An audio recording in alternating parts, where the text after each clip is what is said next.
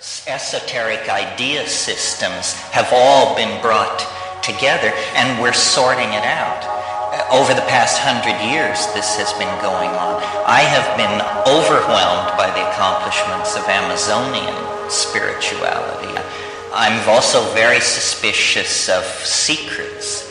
I mean, if you tell me one, it's finished as a secret. I took a pledge long ago to tell all secrets as quickly as possible, because I think that there is that everybody is a lot stupider than you might think. That nobody has a leg up on this stuff. Well, real secrets can't be told. Period. So that's not an issue. And then secrets which can be told are not secrets. But secrets are a way of controlling other people. Yeah. What is your best guess as to what is the outcome of this experience? In other words, are there any conceivable other choices besides the reversal of going up? By this process, you mean this historical spin down that we're caught in? It could be that we are simply in anticipation of our death as a species. This is the downer possibility. That what the 20th century is like a terminal delirium. We are sinking into coma. And all philosophies, books, teachings, points of view are now swirling around the deathbed of human culture. You know, we remember the shattered affairs, the failed crusades, the ruined dreams. We're looking back over the wreckage of the last 10,000 years and trying to make peace with it and sinking into coma. Another possibility is, I mentioned that the time wave seems curiously appropriate to technology. That what we're calling novelty, the evolution of novelty, seems linked to the evolution of technology.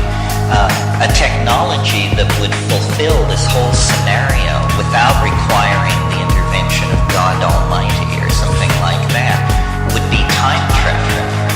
Because if it were possible to travel in time, then you would understand what it meant that this linear wave of novelty terminates on December 21st, 2012.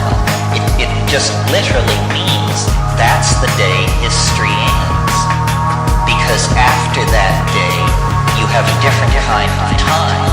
You have a kind of time that is like space. Notice that when we look at the evolution of life and human culture, it's a conquest of dimensionality.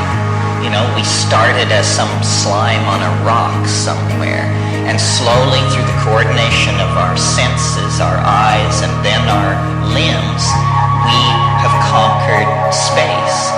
Notice that when you decide to walk over yonder, this is a journey through space that is volitional, but the time is not volitional. No human being has ever traveled an inch in time, or a moment in time. We just can't change the rate. We travel in time constantly, but we go at 24. We're in the river. We're in the river, and the river has a speed, and we're carried along. But in principle, if it were possible to travel in time, you could create an entirely different kind of sociological domain. And I have talked to the mushroom about this, and it says, that time travel is possible, but only of a certain type. The type that is like this. You can travel back in time, but you cannot travel further back in time than the invention of the first time machine. Because before that, there were no time machines. And if you took a time machine there, you would introduce a paradox. Well, that's what's called the fallacy of misplaced concreteness. The mind can travel in time, but time is a domain of non-mental objects. It's a domain of real objects. So the mind traveling through time is fairly ineffectual. If you could actually move matter through time, and there's there's reason to think you could, then, and if you could travel back in time no further than the first time machine, then the moment the first time machine is created and turned on, time machines will appear from all points in the future, visiting the most interesting place in time, which is the beginning of the era of time travel. It's as though if you had an airplane that you could fly to Kitty Hawk to December 17th, 1905, to witness the first flight of the Wright Flyer. So, in a sense, what we call a time machine is not a technology at all, and certainly not a technology for individual travel through a temporal medium. What we call a time machine is a kind of switch, which when pushed, collapses the entire notion of future history down into a single moment. It causes, in a sense, the rest of history to happen instantly.